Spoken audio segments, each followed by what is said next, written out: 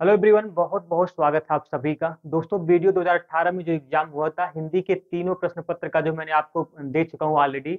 और ये चौथा प्रश्न पत्र जो बचा है, आखिरी प्रश्न पत्र जो हिंदी का 50 सेट का बचा हुआ है, उसको मैं आज यहाँ पे लेके आया हूँ आप लोगों को। दोस्तों, किसी भी एग्जाम को आप देने जा रहे हैं जिसमें हिंदी के सारे प्रश्न पत्र पूछे जाते हैं, चाहे 20 प्रश्न पूछे जाए, चाहे 25 प्रश्न पूछे जाए, चाहे 50 प्रश्न पूछे जाए।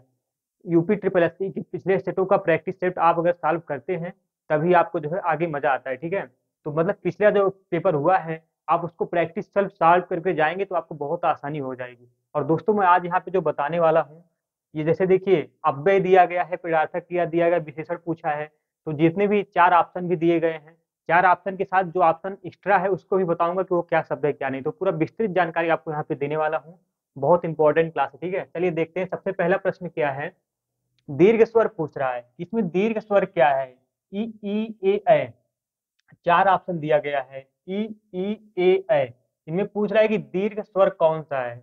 अब दीर्घ स्वर जो पूछ रहा है वो कौन सा है, तो आपका ये बड़ी ई है। आपको ये पता है कि दीर्घ स्वर है। दीर्घ स्वर तो ए ऐ भी आते हैं, लेकिन ये मूल दीर्घ स्वर नहीं होते हैं। ये ए ऐ जो होते हैं संयुक्त स्वर होते हैं।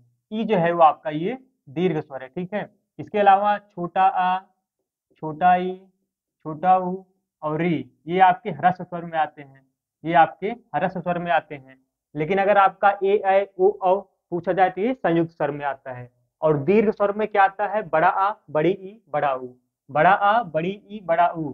ये क्या है? बड़ा आ, बड़ी ई और बड़ा ऊ। ये आपके मूल दीर्घ स्वर में आता है। ठीक है, मूल दीर्घ स्वर में आता है। अब देखिए नेक्स्ट क्वेश्चन पूछ रहा है अंतस्थ व्यंजन, कि इसमें कौन सा अंतस्थ व्यंजन है। गा, ज, वा, सा। अंतस्थ व्यंजन आपको पता है यार अलावा चार होते हैं, तो इसमें वा जो है ये आपका अंतस्थ व्यंजन है। इसके अलावा सा जो है ये उष्ण व्यंजन है। ग और ज ये आपका स्पर्श व्यंजन है। ठीक है, नेक्स्ट क्वेश्चन पूछा था अल्प प्राण व्यंजन कौन सा है। ख, ग, घ, ठ। इनमें चार चार ऑप्शन दिया हुआ है, ख, ग, घ, ठ। इनमें पूछ रहा है कि अल्प प्राण व्यंजन कौन सा होता है।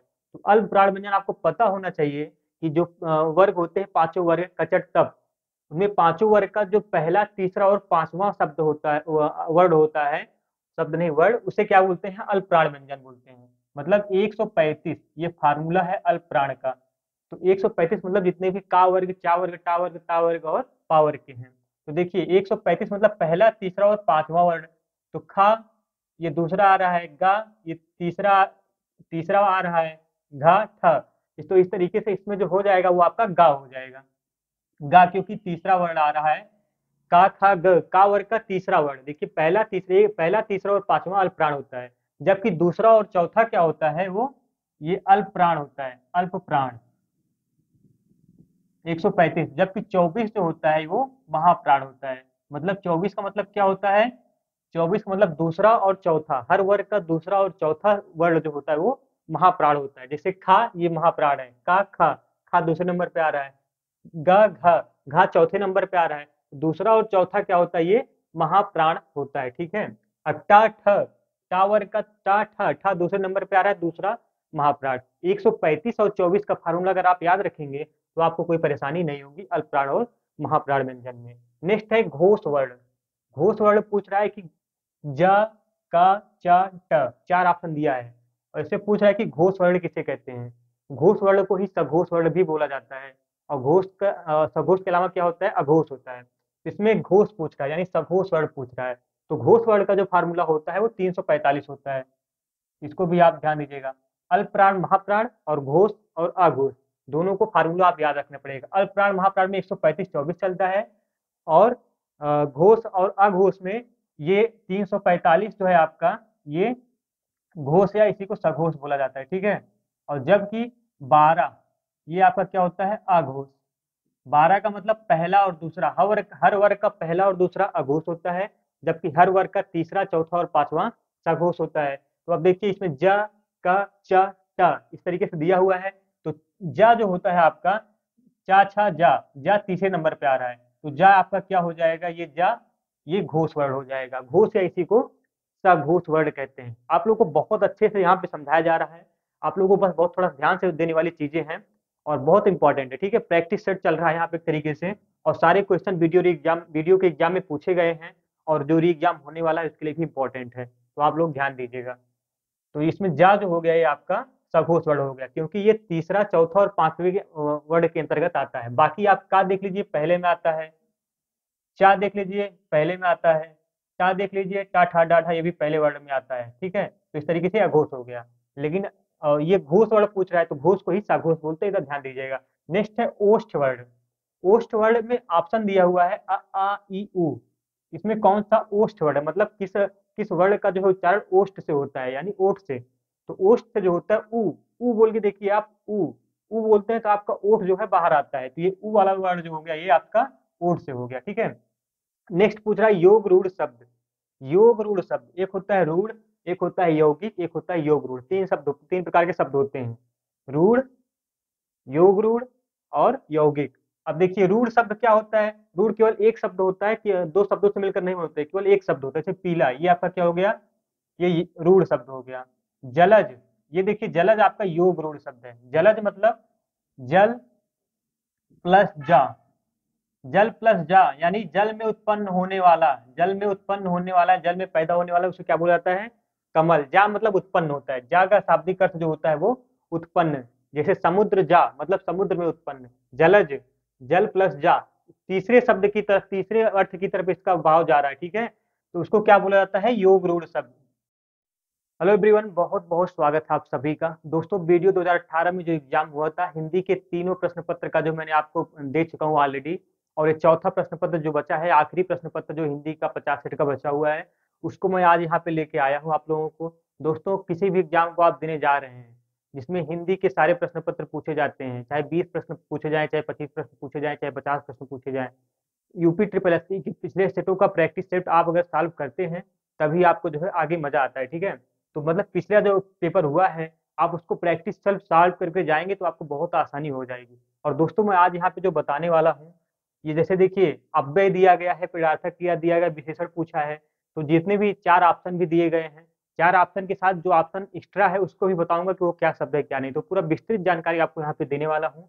बहुत इंपॉर्टेंट क्लास है। ठीक है, चलिए देखते हैं सबसे पहला प्रश्न क्या है।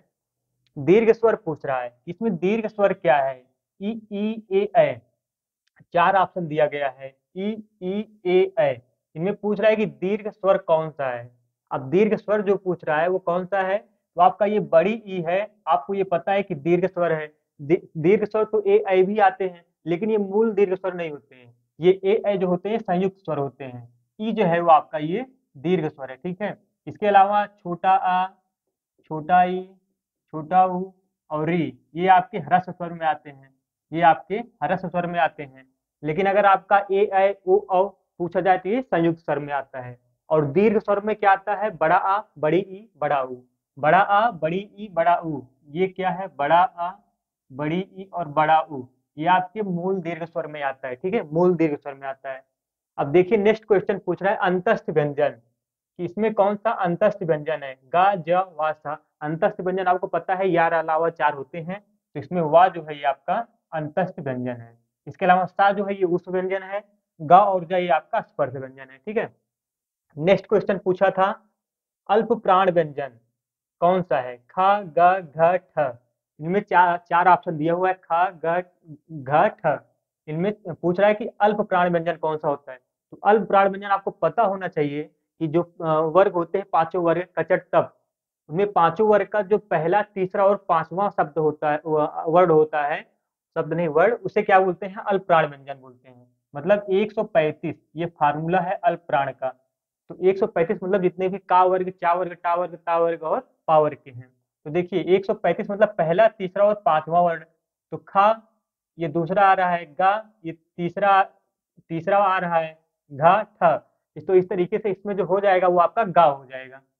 गा क्योंकि तीसरा वर्ण आ रहा है, का खा ग, का वर्ग का तीसरा वर्ण। देखिए पहला तीसरा और पांचवा अल्प प्राण होता है, जबकि दूसरा और चौथा क्या होता है, वो ये अल्प प्राण होता है, अल्प प्राण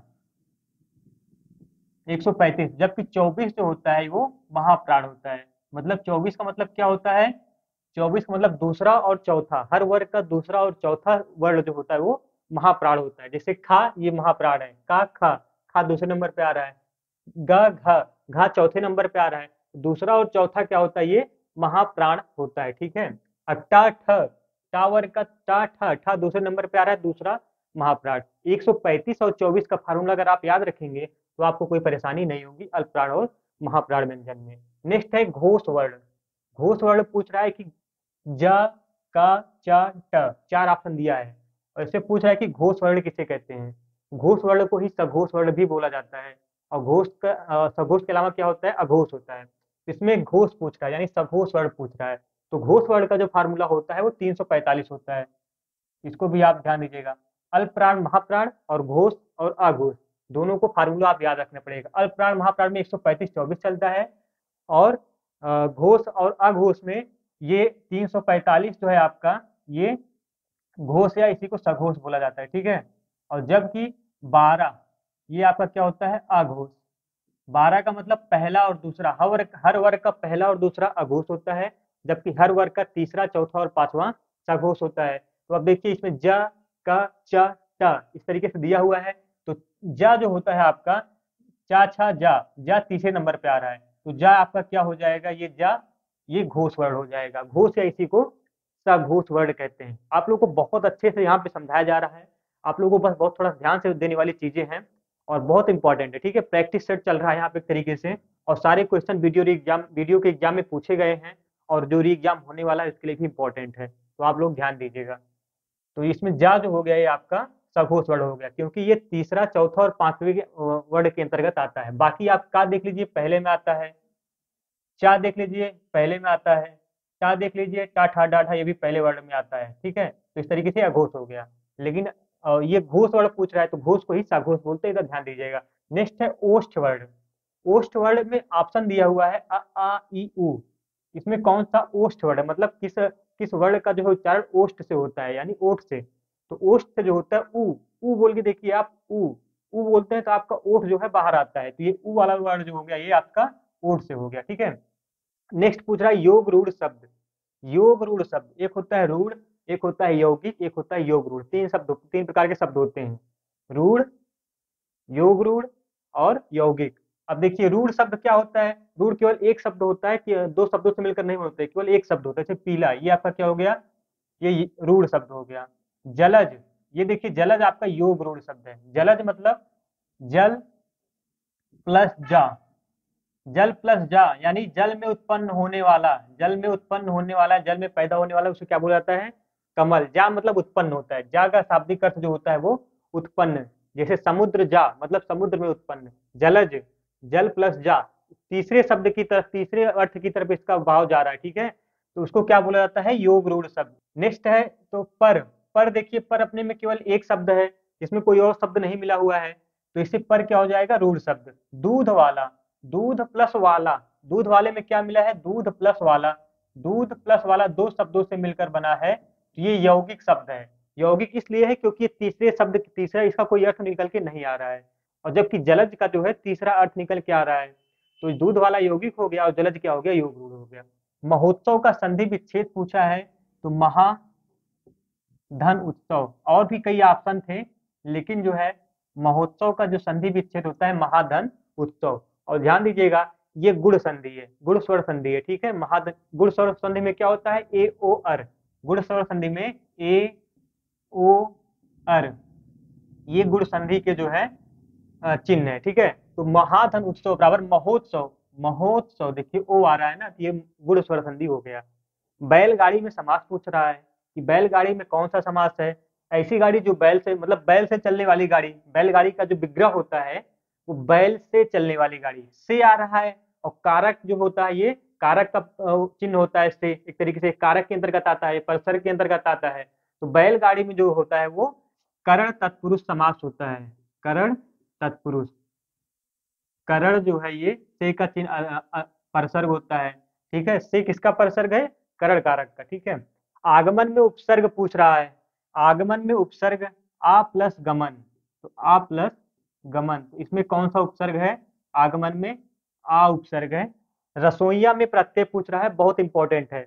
अगर आप इसमें या करेंगे कि या करेंगे कि कौन सा प्रत्यय है, बहुत कंफ्यूजन था, तो लोग इसमें बहुत ज्यादा कंफ्यूज हो गए थे। तो खैर रसोईया में या प्रत्यय है, रसोई प्लस या, रसोई प्लस इया, तो इया प्रत्यय बन के आ रहा है रसोईया में। तत्सम शब्द पूछ रहा है कि क्षेत्र, गधा, गाय, घर, 4 ऑप्शन दिया है। तत्सम में क्षेत्र, गधा, गाय, घर, ये जो क्षेत्र होता है ये आपका ये तत्सम शब्द होता है। क्षेत्र का जो तद्भव होता है वो खेत होता है। क्षेत्र का जो तद्भव होता है वो खेत होता है। बाकी गधा, गाय, घर ये सब तद्भव शब्द हैं। गधा का गर्दभ होता है, गाय का गो होता है और घर का गृह होता है, तत्सम। ठीक है, बाकी इसमें तत्सम जो है क्षेत्र सही है। नेक्स्ट में तद्भव पूछ रहा है। 3 जो है तत्सम दिया हुआ है और एक तद्भव है। इन्हीं में से एक जो है आपका तद्भव है, उसको चुनना है। यौवन, निर्झर, जीव, स्थान। तो जीव जो होता है ये तद्भव होता है, इसका जो तत्सम होता है वो जिह्वा होता है, जिह्वा, ध्यान दीजिएगा। और यौवन होता है, यौवन का तत्सम जो होता है वो जोबन होता है, तद्भव। यौवन का तद्भव क्या होता है? जोबन, इसको आप ध्यान दीजिएगा। और निर्झर, निर्झर का ये तत्सम है, इसका तद्भव क्या होता है? झरना। निर्झर का तत्सम क्या होता है? झरना। स्थान का तद्भव क्या होता है? तत्सम नहीं, निर्झर का तद्भव है झरना। स्थान का तद्भव थान। कहते नहीं गाँवों में जब सुनते हैं भैया थाने जा रहे हैं, और माता जी के थान जा रहे हैं, भगवान के थान जा रहे हैं, तो थान नहीं स्थान बोला जाता है, लेकिन वहां पे अवधी भाषा में क्या बोला जाता है? थान। तो स्थान का तद्भव क्या होता है? वो थान होता है। ठीक है, अब इसी तरीके से देशज, आप लोग बहुत अच्छे से देखिएगा, चैनल को अच्छा सब्सक्राइब भी कर लीजिएगा अगर वीडियो अच्छा लग रहा होगा तो, ये कहने वाली बात नहीं होती है। देशज शब्द क्या होता है? देशज शब्द पूछ रहा है कि गोबर, घोड़ा, हल्दी, कटोरा, इनमें से कौन सा देशज शब्द है? ठीक है, तो कटोरा जो होता है ये देशज शब्द होता है, कटोरा। कटोरा देशज शब्द है, लेकिन इसके अलावा जो गोबर, घोड़ा, हल्दी दिया हुआ है ये सब तद्भव शब्द है। ठीक है, गोबर का, गोबर तद्भव है, घोड़ा तद्भव है, हल्दी तद्भव है। ठीक है, इसके अलावा कटोरा जो है आपका वो देशज शब्द है, इतना आप ध्यान दीजिएगा। विदेशी शब्द, विदेशी शब्द पूछ रहा है टिकट। टिकट विदेशी शब्द है, बोलने में ही सुनने में ही लग रहा है कि टिकट, टिकट ये इंग्लिश शब्द है, अंग्रेजी भाषा का शब्द है, तो ये विदेशी शब्द हो गया। इसके अलावा मध्य, मयूर, वचन, ये सब क्या है? तत्सम शब्द है, ध्यान दीजिएगा। संज्ञा शब्द पूछ रहा है कि संज्ञा कौन सा है? हरा, पतला, गहरा, सभा, 4 ऑप्शन दिया है। देखिए हरा जो होता है ये सर्वनाम होता है, ठीक है, वो बहुत नहीं, हरा जो होता है वो विशेषण होता है। पतला, गहरा, ये तीनों तीनों की तीनों क्या है? विशेषण है। ये संज्ञा की विशेषता बताते हैं। समा, देखो वो कितना हरा पौधा कितना हरा है, वो बहुत, लड़का कितना पतला है, वो कुआं कितना गहरा है, ये सारे विशेषण होते हैं। लेकिन सभा जो होता है ये आपका, सभा जो होता है ये संज्ञा होता है। सभा क्या होता है? संज्ञा होता है, ध्यान दीजिएगा आप। ठीक है, वहां पे बहुत ज्यादा सभाएं लगी हुई हैं, तो सभा संज्ञा होता है, और संज्ञा ये समूहवाचक संज्ञा के अंतर्गत आता है, सभा। नेक्स्ट पूछ रहा है सर्वनाम। नींद, रोग, सफाई, कौन, इनमें पूछ रहा है कि सर्वनाम कौन सा है। और कौन जो होता है ये प्रश्नवाचक सर्वनाम होता भी है, इसमें आप ध्यान दीजिएगा। ठीक है, ये कौन क्या होता है? प्रश्नवाचक सर्वनाम के अंतर्गत आता है, तो इसमें सर्वनाम कौन सा हो जाएगा? कौन। और हिंदी में कुल 11 सर्वनाम होते हैं, मैं, तू, यह, आप, वह, जो, कौन, क्या, इस तरीके से 11 सर्वनाम होते हैं, तो उसमें उनमें एक आता है कौन। ठीक है, इसके अलावा नींद, रोग, सफाई, ये सभी क्या है? संज्ञा है। और ये सभी के सभी क्या है? भाववाचक संज्ञाएं हैं। नींद, आप नींद में है, एक भाव आ रहा है। रोग है, आप रोग से ग्रसित है, मतलब ग्रसित है किससे? रोग से, एक रोगी का भाव आ रहा है। सफाई, ये भी भाववाचक संज्ञा है। ठीक है, नेक्स्ट में पूछ रहा है विशेषण कौन सा है? लड़कपन, उचित, कठोरता, घबराहट। बहुत कंफ्यूजिंग क्वेश्चन है। लड़कपन, उचित, कठोरता, घबराहट, देखने में सारे के सारे जो है विशेषण लग रहे हैं, लेकिन नहीं, विशेषण केवल एक शब्द है इसमें, उचित। उचित शब्द विशेषण है, और बाकी इसके अलावा लड़कपन ये भाववाचक संज्ञा है, कठोरता ये भी भाववाचक संज्ञा है, घबराहट ये भी भाववाचक संज्ञा है। कठोर, कठोर से बना है कठोरता, घबराना से बना है घबराहट, और लड़का से बना है लड़कपन। इस तरीके से भाववाचक संज्ञा है। जबकि उचित क्या है?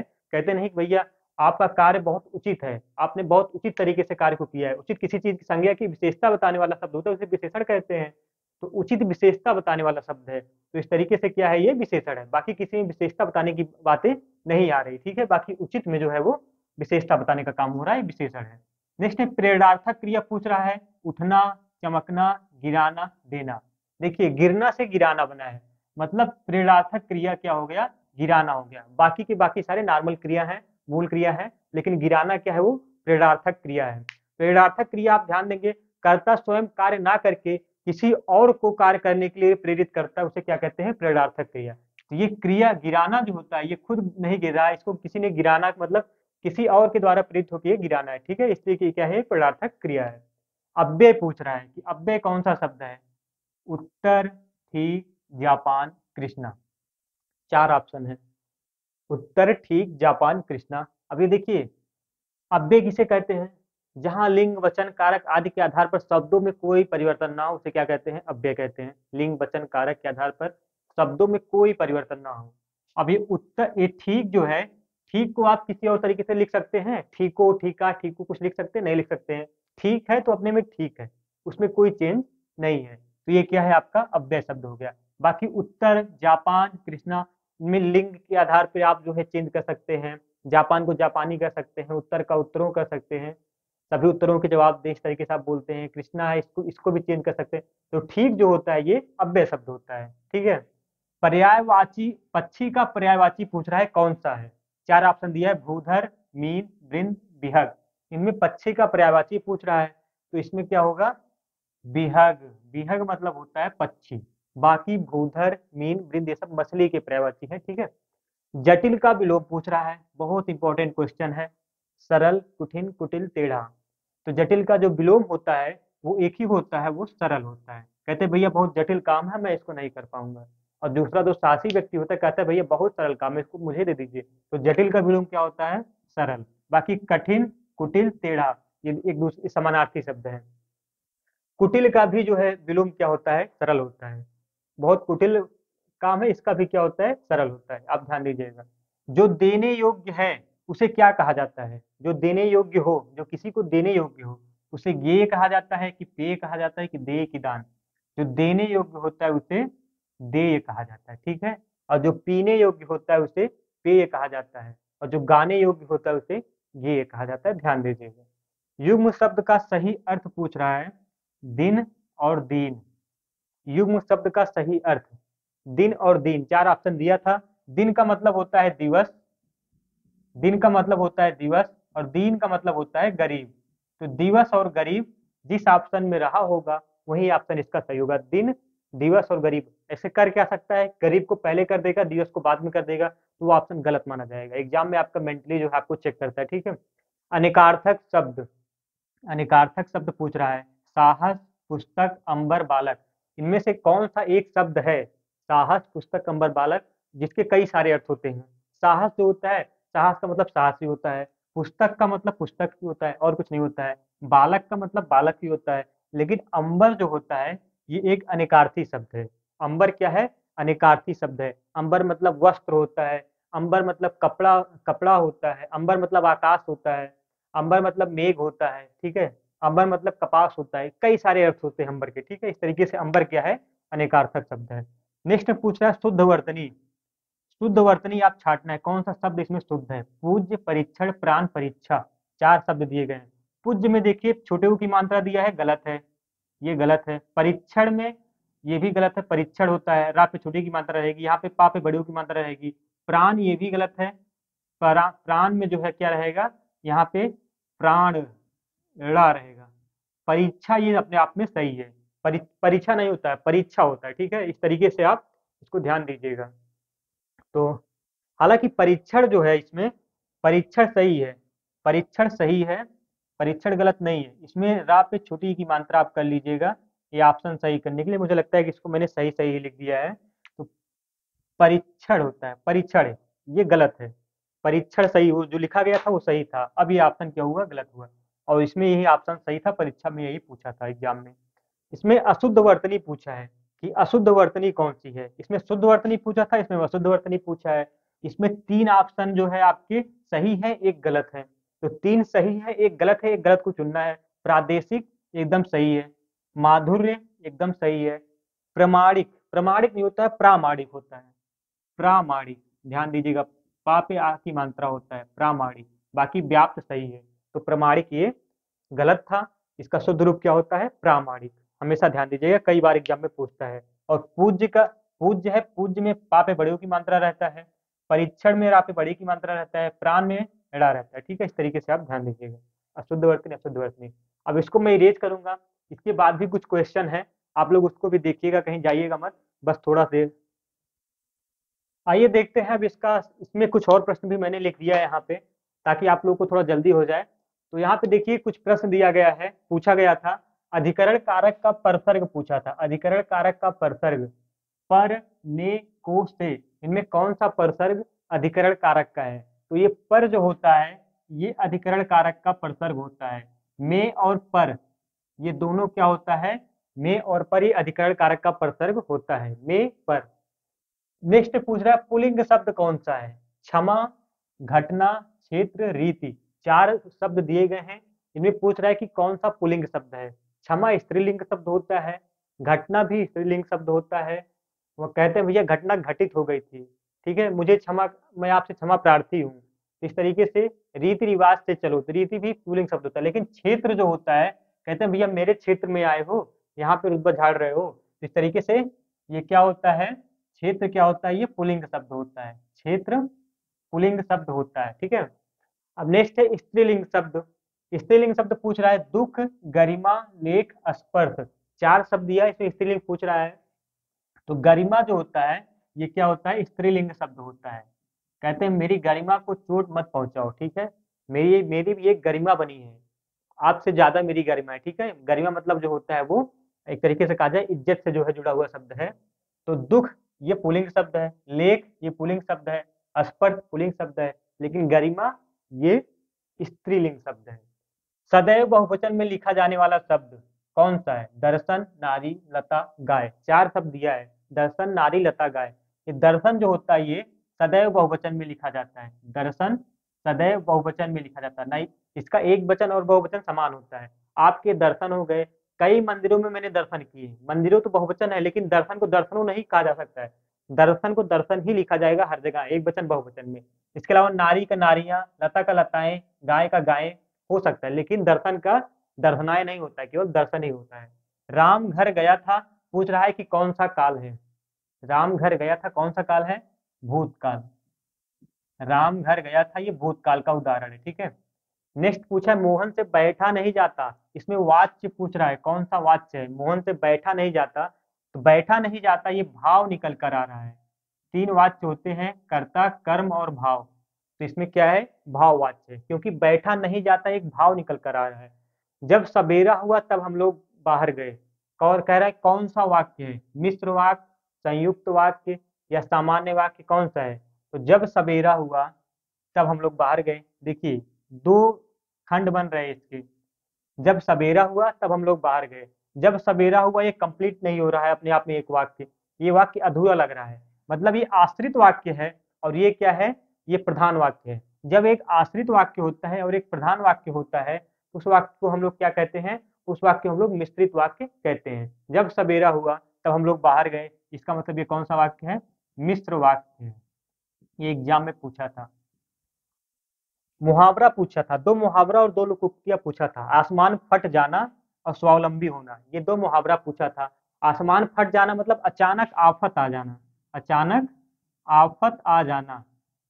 आसमान फट पड़ना मतलब अचानक आफत आ जाना। इसके बाद स्वावलंबी होना, इसका मतलब क्या होता है? स्वावलंबी होने का मतलब पैरों पर खड़ा होना, अपने पैरों पर खड़ा होना, पैरों पर खड़ा होना। इस स्वावलंबी होने का ये मुहावरे का अर्थ है, ठीक है, पैरों पर खड़ा होना। नेक्स्ट है बोए पेड़ बबूल का आम कहाँ से हो, ये लोकोक्ति है, ठीक है, लोकोक्ति है। और पूछ रहा है कि बोए पेड़ बबूल का तो आम कहाँ से हो, इसका मतलब क्या होता है? जैसा कर्म करोगे वैसा फल पाओगे, जैसा कर्म करोगे वैसा फल पाओगे। नेक्स्ट लोकोक्ति था लाभ ही लाभ होना, इसका मतलब क्या होता है?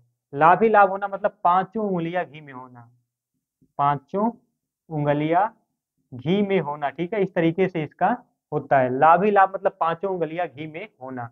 अब हिंदी साहित्य से भी कुछ क्वेश्चन पूछा था, जैसे उर्वशी पूछा था, उर्वशी किसका काव्य है? तो उर्वशी ये रामधारी सिंह दिनकर ने लिखा है, ठीक है, रामधारी सिंह दिनकर का काव्य है, रामधारी सिंह दिनकर, उर्वशी। इसके अलावा पूछा था सूर सागर के रचयिता कौन है? तो सूर सागर के रचयिता हैं सूरदास, सूर सागर के रचयिता है सूरदास। हर पाली में, हर टर्म्स में ऐसे ही क्वेश्चन पूछे गए थे, इसी से मिलते जुलते। किसी में जो है वर्णमाला से कुछ ज्यादा क्वेश्चन पूछ लिए गए थे, तो किसी में कुछ साहित्य से, कुछ अलग टॉपिक से, इस तरीके से क्वेश्चन पूछे गए थे। उसने कहा था, उसने कहा था ये कहानी है, कौन लिखा है इसको? उसने कहा था ये कहानी है, ये किसने लिखा है? ये चंद्रधर शर्मा गुलेरी ने लिखा है। चंद्रधर शर्मा गुलेरी। ये आपके वीडियो के एग्जाम में ही पूछा गया था, कहीं और बाहर का क्वेश्चन नहीं है। उसने कहा था चंद्रधर शर्मा गुलेरी। एक क्वेश्चन, लास्ट क्वेश्चन पूछा था, ब्रज हिंदी की किस उपभाषा के अंतर्गत आता है? ब्रज हिंदी की किस उपभाषा के अंतर्गत आता है? तो ब्रज हिंदी की पश्चिमी उपभाषा के अंतर्गत आता है। ब्रज जो है ये क्या है? पश्चिमी हिंदी। ये भी पूछा था, ठीक है। तो दोस्तों इस तरीके से आपको क्वेश्चन कैसे लगे और क्लास कैसी लगी? अगर जरा भी अच्छी लगी होगी तो आप लोग चैनल को सब्सक्राइब जरूर कर लीजिएगा। इसके आगे मैं आप लोगों को जीएस के और रीजनिंग के भी जो है क्वेश्चन सॉल्व करवाने वाला हूँ। वीडियो के एग्जाम में जो पूछे हैं, आगामी एग्जाम के लिए बहुत इंपॉर्टेंट होने वाले हैं आप लोगों के लिए सेशन। आप लोगों का बहुत बहुत धन्यवाद।